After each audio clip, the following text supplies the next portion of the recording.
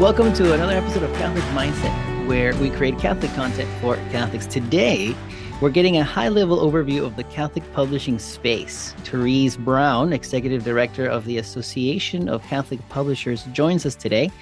She's going to tell us all about the association and what they do. Terry, thank you for joining us on the show. How are you doing today?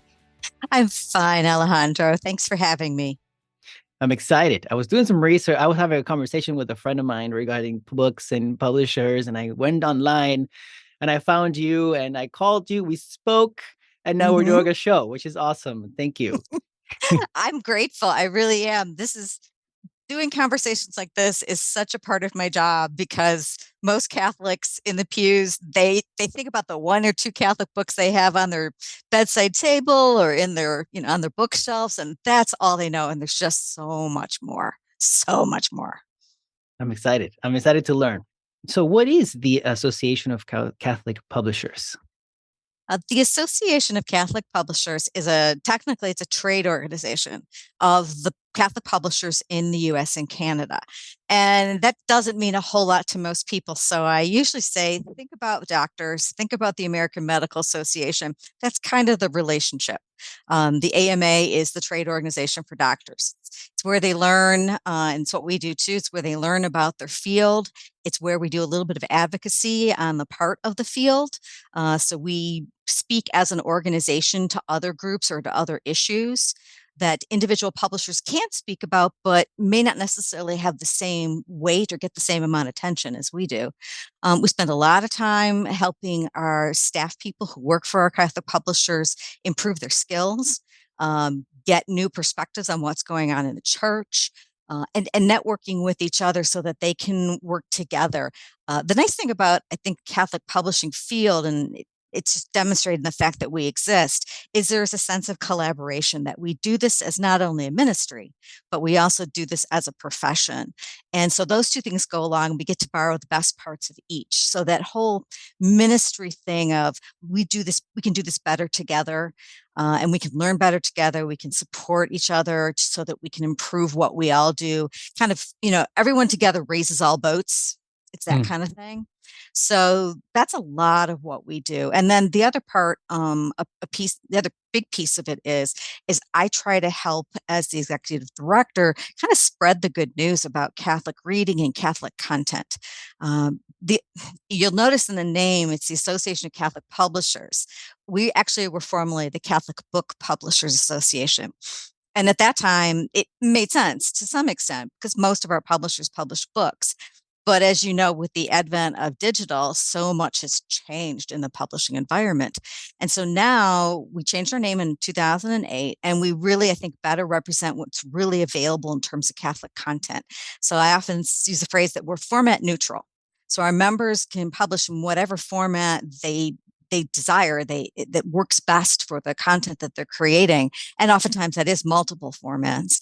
And that means that we have a bigger group around the table. So our members include people like the Catholic music publishers, the couple big ones. Our publishers publish periodicals. They publish some magazines. Some of them do curriculum, those big religious education books that if you're a young parent, you've seen what your child brings home every Sunday or weekday whenever your parish does religious ed. That's from our publishers. Plus, kind of what you would naturally think of when you go to a bookstore, those trade books that sit on the shelves at like a Barnes and Noble or your favorite Catholic bookstore. When you mean format neutral, also you mentioned magazines and other things. Also, without, I'm assuming that also goes for audiobooks. Yes. Yeah. Many of our publishers into audio and then video, both very popular. We have a number of publishers that have taken more programmatic style books. For example, one of our publisher members is Ascension, and they have their catechism in a year and their Bible in a year programs. They have other programs like that have videos that go with them. And then often they have audio books. The United States Catholic Catechism for Adults that was published by the USCCB, that is in audio as well. So it really truly is format neutral. If they came up with another format, in the next 5 years, we would At it. love, yeah, our publishers would use it and they'd figure out how to make it work and how to get the content into people's hands. So you mentioned ministry and profession. Can you expand on that a little bit?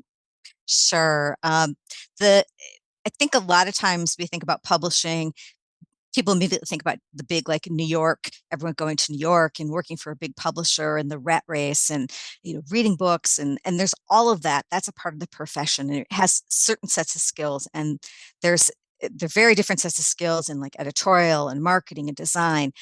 But when you add the layer of it being Catholic publishing, you add this layer of people who come to this profession because they have an interest in doing something that's more than just work. That's more than just a profession. They really want to be engaged in ministry and serving the people of God. So what happens is we have a lot of people, especially younger adults, who have come out of a Catholic college or university. They've come into the field, some through academia, and they really want to take what they've learned, but also what they believe, and put that into the work of publishing. And so what we get this really kind of neat layering effect in Catholic publishing. You have this whole professional standards, learning, skills thing, but then you have this whole other thing that's about how are you a good minister in the church in the work that you do? So how do you take that thing that's a part of you and bring that into your work? And one of the most interesting conversations that I've had lately with some of our leadership has been around this question of, when I hire new people, sometimes if they're not Catholic, it's really hard to teach them the Catholic part. It Mm. really is. I've tried to do it, and it's very challenging. And I think the reality is that there there are certain things, certain things you understand about the Catholic world, the Catholic culture. And I think a really fundamental piece of that is collaboration. It's that whole sense of being a community of faithful that arises out of the individual faith life that we have, and being a participant in that community of faith, that kind of crosses over into the profession, because publishing in and of itself is a very competitive field. It's a highly, highly competitive field. And watching and reading some of the professional news that comes out on a regular basis, it's really obvious. You've got mergers and acquisitions happening all over in the bigger publishing world. And it's happened in ours as well. Um, but it's all this competitive thing, very capitalist, wanting to get a larger share of the pie. And in the Catholic world, that's not necessarily true. So what's interesting is that there is a competitive side to it. There's that kind of professional side to it. But at the same time, there's this very strong sense of, we are in this together. We are in this as a Catholic community. I chose to work for this publisher because I'm Catholic and I value that. And I want to be a part of a community that's working towards something bigger. We have a number of our publishers, probably well over half, that are mission focused, which you will not find in just the general publishing profession. Their focus is on spreading the word of God, spreading the good news. And in many cases, it's attached to or layered with a charism of a religious community. So you have liturgical press that has that layer of the Benedictine spirituality and Benedictine perspective on life, that lens. You have Loyola, the Ignatian spirituality, and that approach that the Jesuits take. You have the Franciscan media, the Franciscan approach. They're all there, and as a staff person, you really have to want to buy into that, and that has to really be of value, because you're doing more than trying to just create the best book. You're trying to create something that's going to help somebody along in their faith journey. And that is just a really fundamental part of so many of the people who work in this profession. It's a real differentiator too, when you think about publishing itself. And the people who really get that and they really own it, I think they go home every day and they feel like they've really done not only a good job, but that they've done something that they've been called to do through their baptism. And that is just such a bigger thing than Did you have a good day, honey? Yeah, it was a great day. Got this done, blah, blah, blah. It's, I feel good about what I did because this is something I really feel called to. And we have a lot of people who will talk about how their engagement in Catholic publishing started as a sense of call. So that ministry part is very real and very active in this industry. It's awesome. It must be wonderful to work in that space where you can, obviously make a living or start a business in this Catholic space to provide for your family, and also to be able to spread the word of God and to be able to share your faith with others. It's like a Yeah, win-win. it is. It is. Absolutely. So, pre-podcast, you were telling me that you have a new initiative, Catholic Mhm. Reads, right? So, what is Catholic Reads? Catholics Read is it's actually it's a simple online program. We invite people to sign up for our email list. We send them out an email each week with a list of new titles that are centered around a small group of categories, being Catholic, spiritual reading, children and family books, and then give them some reasons why they might want to read this stuff. It all began largely because of this phenomenon I think is true of a lot of Catholics in the pew as well as Catholic professional leaders.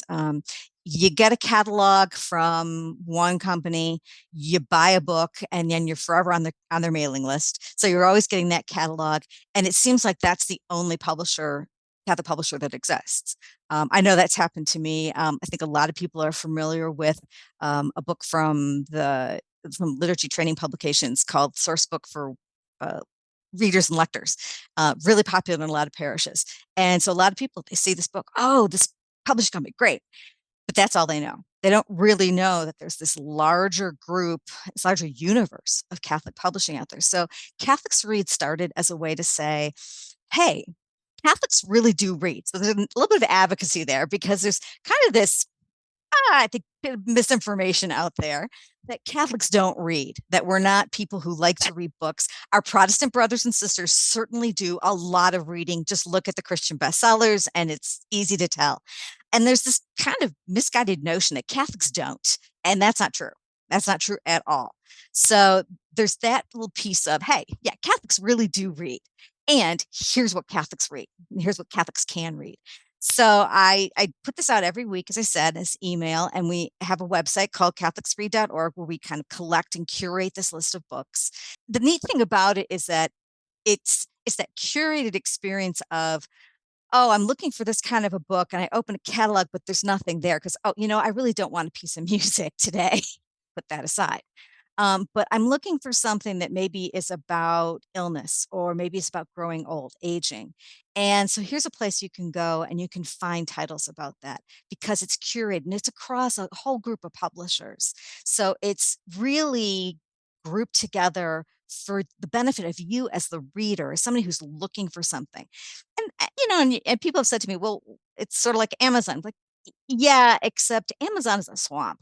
I mean, it's a book swamp. I use Amazon all the There's so time. many. It's Exactly, exactly. It's this ocean of titles, and you can find Catholic stuff, but you can't always find Catholic stuff that you can depend on. And our publishers have many of them have been in the business for decades, even centuries. We have, I believe it's 3 publishers now that are over a century old. And that's a wow. lot of it's a lot of experience. It's a lot of rolling with the times and rolling with some big events in church history. And so this is a curated, pretty authoritative collection of titles that you can go to. You can depend on them to be good quality, something that will feed your mind, feed your heart, feed your soul on a regular basis. The fun thing is that okay, I'm a huge reader, but I don't get a chance to read a lot of our books. So we started a book club, and sometimes I think the Catholics Read Book Club is really for me. It's because it makes me read the book each month.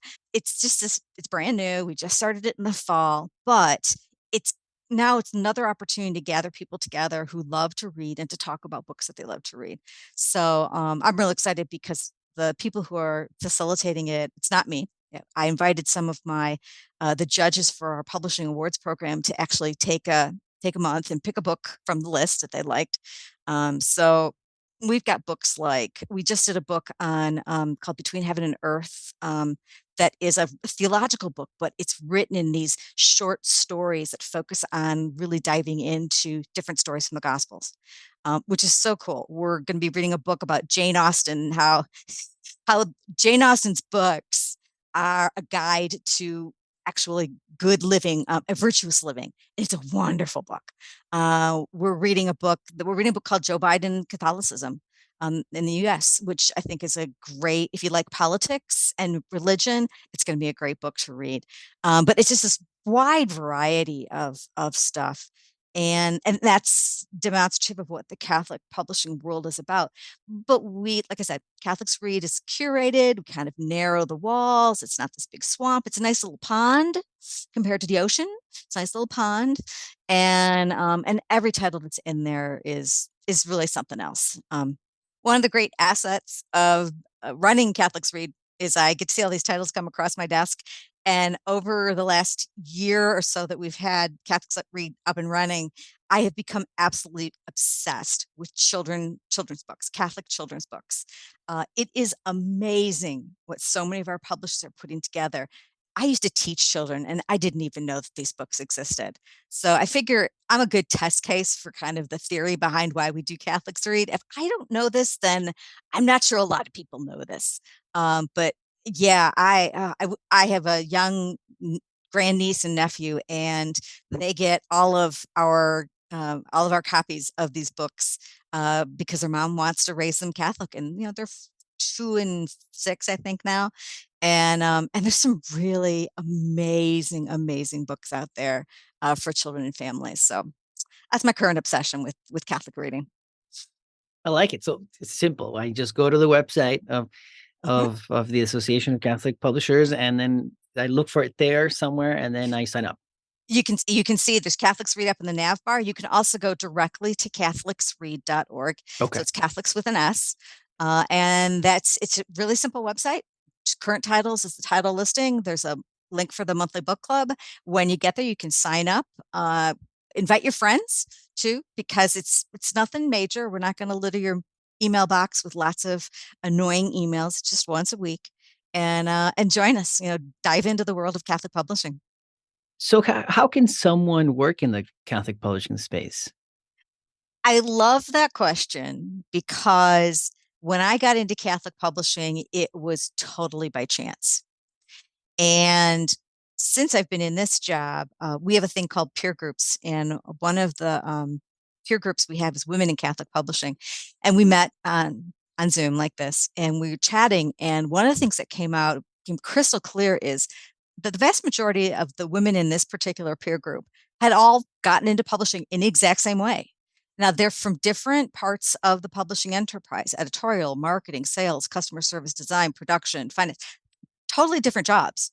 But what we had in common is that we were women, and that most of us had not followed some really well-defined path. And we laughed about it because, if you want to be a teacher, if you want to be a doctor, it's really, or a lawyer, it's a really obvious path to take. You go to law school, you go to med school. If you're a teacher, you get your subject matter degree, and then you get your teaching certificate. Those are really obvious. But to get into Catholic publishing is, first of all, finding it, knowing that it exists is a big Yeah. thing. And so I like to kind of preach that it does exist. It's kind of like the Horton Hears a Who thing. We are Mhm. here, we are here, we are here.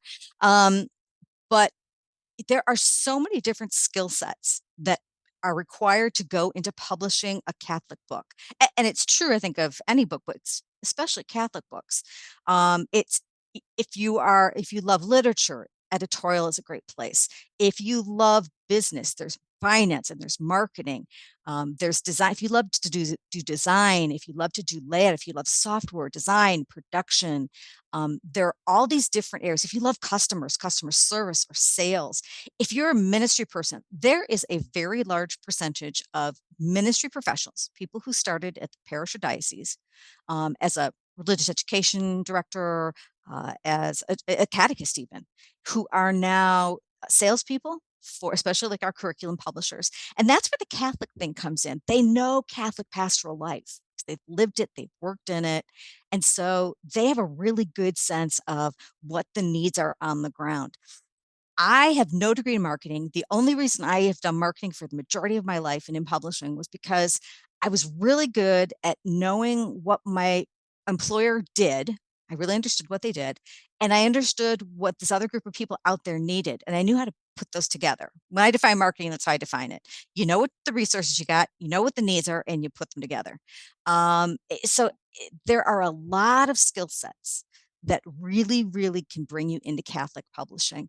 Hmm. I encourage people to think about Catholic publishing because it's not a profession that's going to go away because of technology. It's not a profession that's going to go away because the need is going to get less and less and less. That's not the case. We represent the history, over 2,000 years of a church that's been vital and growing. And so Catholic publishing is always going to be here. It's going to change forms, which is cool. And it really means that we need younger people coming out of college and other work experiences to get into this field, partly because they understand where the mindset is, what the faith life is, what people's experience is, what they're looking for, plus the skill sets that they bring from their own education or their own work experience, and how to use that in a different environment that really values your Catholic faith. It values really sharing that Catholic faith, and making that come alive, really promoting that encounter with Christ, which is that whole notion of an encounter with Christ and accompaniment. Publishing helps do that. We've heard so much about that in terms of discipleship from the bishops, and now the Eucharistic revival that they're doing. Um, that whole encounter with Christ, accompanying people in that journey of faith.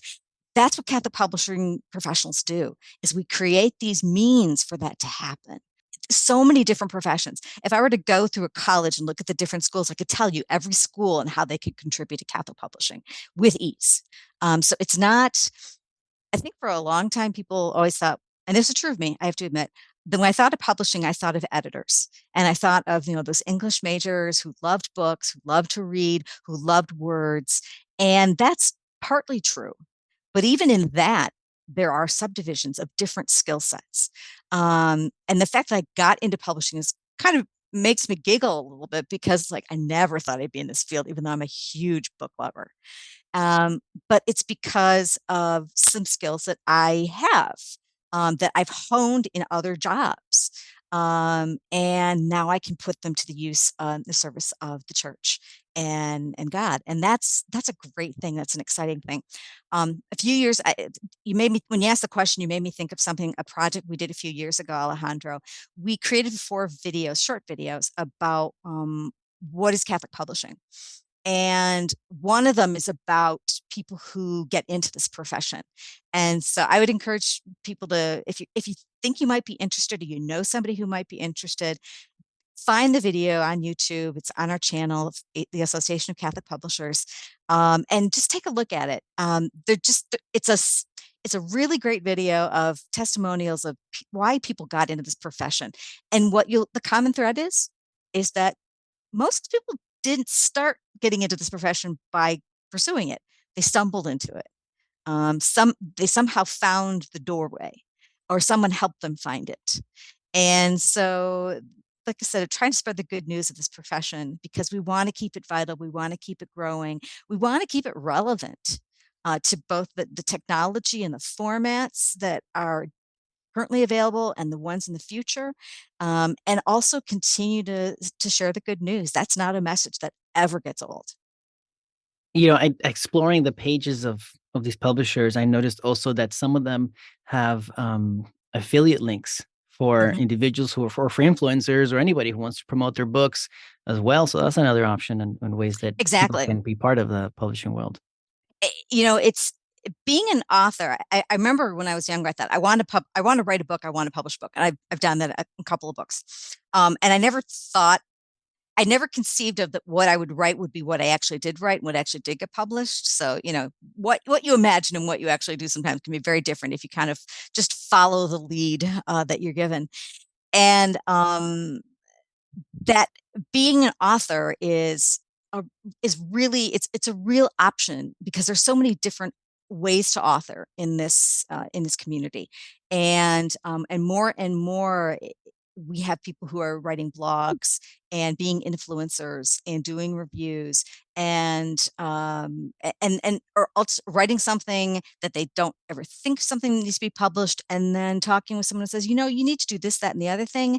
This would be a really good book. It's amazing to me how many people who were in ministry once and they just talk about the stories of their experience, that when somebody encouraged them, they put them into writing and they became a book that's published by one of our publisher members. It's awesome. No, it's wonderful to learn about this, about the publishing world, because I myself had no idea, and until I was talking to a friend about One of those books best and kept stuff. secrets. Exactly. It should not be a kept secret. No, give it away. Give it away. Previously, you mentioned that you guys give out some awards, some excellence awards, right? Can you tell me more about those? Sure. We have a longstanding program called the Excellence in Publishing Awards. It's an annual award program, and we're in process right now. We have over 200 book titles that have been submitted by our Catholic publishers that were published last year, so they're very recent, very new by and large. And they are in the hands of our many judges. We have 16 different categories of books, everything from biographies, inspirational. We have 3 music categories. We have 3 children's categories, theology, Spanish, scripture, but 16 categories, 3 judges apiece, and they're in the process right now of going through each one of those books and evaluating them. About the end of May, we will be announcing the actual winners. But before that, we kind of have an interim point where we also announce the finalists Nice. in every category. So there'll be about 6 to 8 finalists per category, somewhere about end of March, beginning of April, in all 16 categories. And I have to say, because all these books come into my house and come into my office, and I go through my hands, I get a chance to look at them for a little bit of time. And each and every book is really worth taking a look at, depending upon what you're interested in. There are some really big categories like inspiration, general interest, spirituality, prayer. The thing that always strikes me is how usable they are. And the topics are so very time relevant. But like I said, they'll be the finalists. I post a press release at our website. It's usually the headline of our website too. There's links so that you can get more information about each of the titles if something really attracts your attention. And I really just encourage people, if you're looking for another way to find good titles that are Catholic centric, that list, the finalist list in the beginning of April, and then the winners end of May, beginning of June, early June probably, are a great place to go to see what is truly the best in Catholic publishing across these different categories. Got it. And how do these 200 books are submitted? But the publishers themselves, or can I submit a book? Hey, I like this book. You know what? Actually, there's no reason why you couldn't, but generally, the publishers are the ones that submit them. We do take submissions from anyone. We've been trying to enlarge our space, so we're going to be adding a fiction category, I think, next year, because we've just been diving in and building relationships with the Catholic fiction world, which is growing itself, but also another too well kept secret. There's a lot of good Catholic fiction out there. Anyone really can submit a book. There are different prices. It's a fairly exclusive awards program. There are others out there that are not, but ours is fairly exclusive. Every book gets a full read from their judge panel. Okay. And gets a full evaluation. So this is not a take a look and go, no, like a swipe left, swipe right kind of thing. Yeah. But anyone can do that. The award program opens at the end of each calendar year, and it closes right before Christmas most years. And then, as I said, the judging takes place during the first 6 months of the year. We'll have that announcements of finalists about around early April and winners in early June. The other piece I forgot to mention too is all the first place finishers then go into another round of judging for what we call the Resource of the Year Award. And so this is, think about it, 16 categories. That means 16 titles go into a judging round. They're very different. It's kind of an apples to oranges kind of thing. So we have some very specific criteria that try to level the playing field about that. The thing that I love about that award is what really rises to the top. There were 2 years in a row where a resource that was for religious education of those who were intellectually challenged were the resource that won. And I was surprised, but I was so proud that something that took an immense amount of work, was very ministry focused, um, ended up being the best of the best. And that's that's a kind of a proud mama pat on the back kind of thing for me. Yeah. As I see this program go on, is to see what truly rises to the top.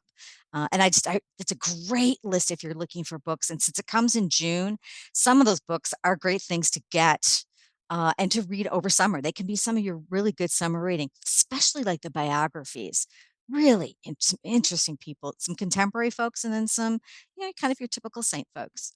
But lots of good stuff. Children's books that are great for kind of continuing religious education over the summer until the next religious ed or school year starts. Stuff like that.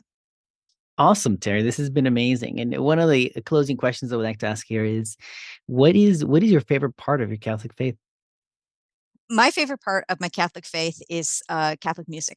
It's been with me since I was in middle school. I've sung in music groups and choirs, cantored for a number of years. I had a really profoundly significant mentor in college who really kind of helped me get past the fear of the technical part of singing. Because I'm not a great singer, but I'm good enough to cantor.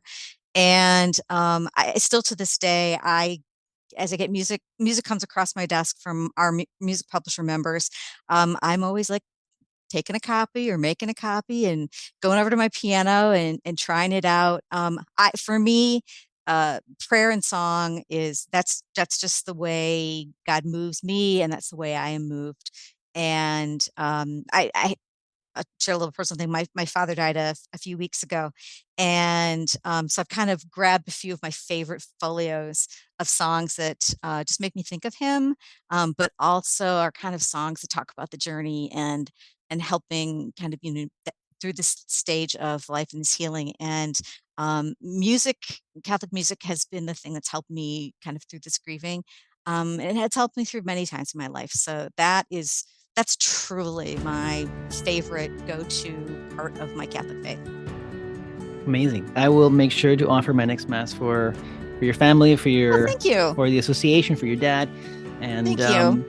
It has been great, Terry. Thank you so much for joining us on the show and telling us all about the Association of Catholic Publishers and what you guys do and how it functions and a high-level overview of the world. Thank you. Thank you.